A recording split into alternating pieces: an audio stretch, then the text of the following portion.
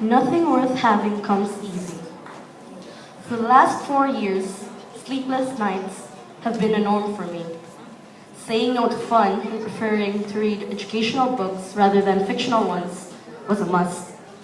Having to sacrifice my time, sleep, and other fun activities had been a prerequisite for me in order to get high marks in school. The struggle of staying awake every single night just to study had been a battle that I've been fighting for the longest of time.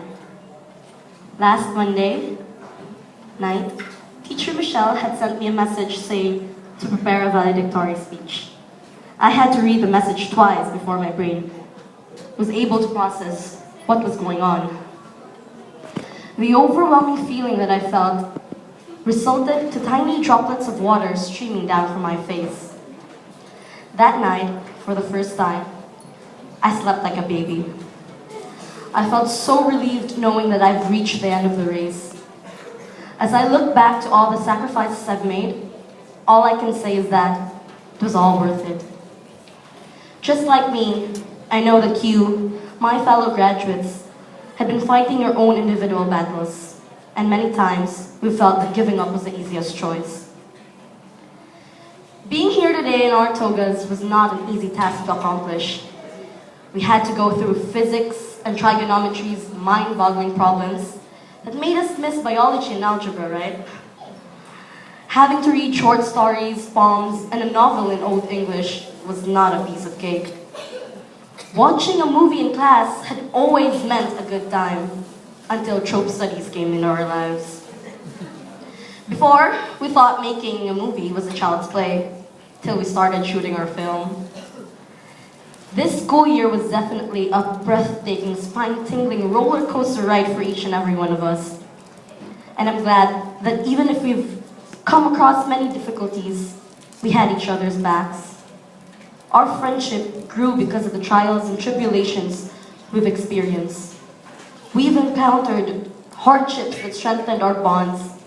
And I'm very happy that even if we weren't that close in the first quarter, we were able to compensate for the time we've wasted by being each other's shoulder to cry on and a listening ear, by understanding each other's differences and lending each other's hands in times of trouble.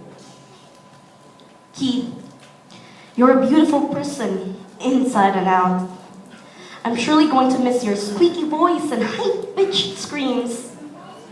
And I just want to tell you exactly what you told Joyce in prom. Don't ever let anyone take away your smile, because that's what makes you who you are. Your smile can light up anyone's mood, and I hope that you'll never fail to remember that you always have us in your times of need. Mark.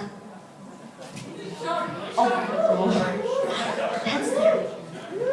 Mark, you can cook like a professional chef. And I sincerely hope that you'll become one in the future. You have great skills when it comes to cooking. To be honest, I really admire your kindness towards others. I also admire your connection with little kids. They just seem to like you so much that when they see you, they run towards you right away. But when they see me, they tend to run the opposite direction.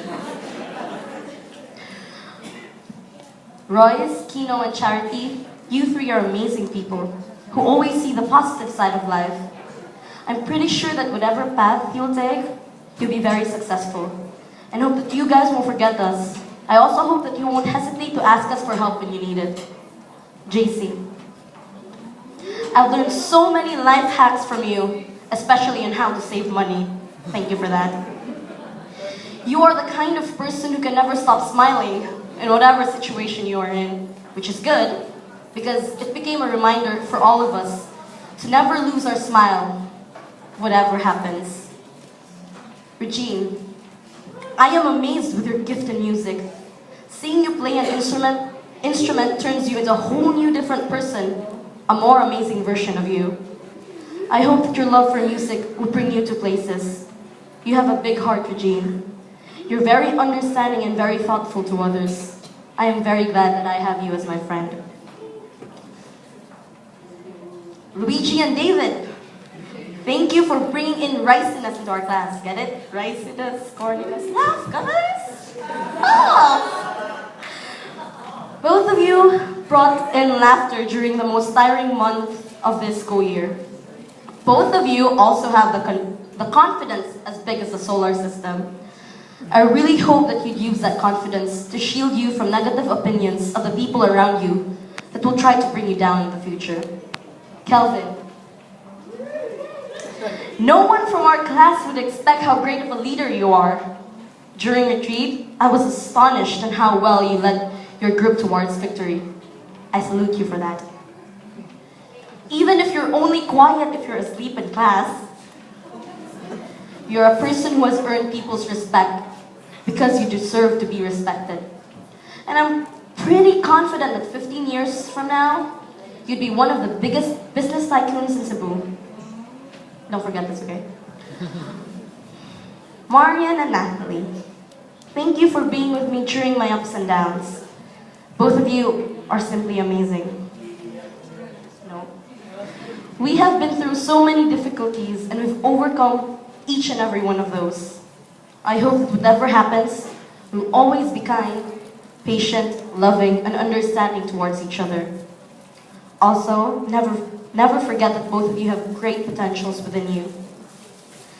As we close a very important chapter of our lives, we mustn't forget the people who've helped us in the most unforgettable journey we've experienced. High school.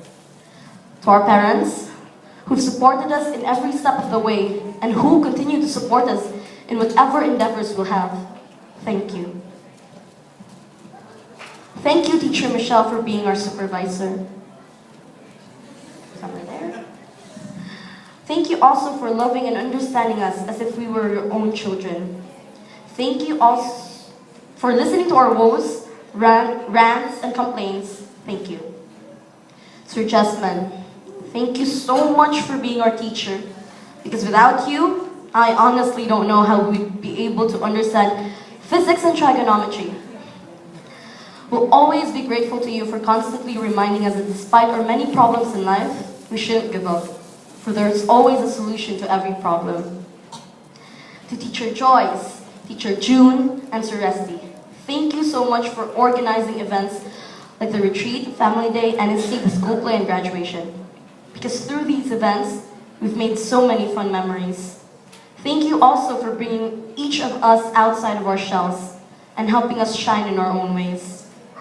To Madam Cecil and Sir Mario, thank you very much for MZED. Thank you for building a place where we're accepted for who we are, for being patient and for understanding our needs. We'll forever be indebted to both of you. And to our Almighty Father, who never leave us nor forsake us, thank you very much. None of this would be made possible without your grace. MZED had equipped us with lots of valuable lessons in life that will surely be useful sometime in the future. And as we embark on a new journey, I hope that we'll never forget each devotional message we had, and that we'll keep close to our hearts the verses that we've memorized. We'll be setting out to a bigger world. We'll be meeting new faces, and we'll be facing formidable challenges that will surely test our faith. There will be times where we'll be tested and giving up will be an easier option.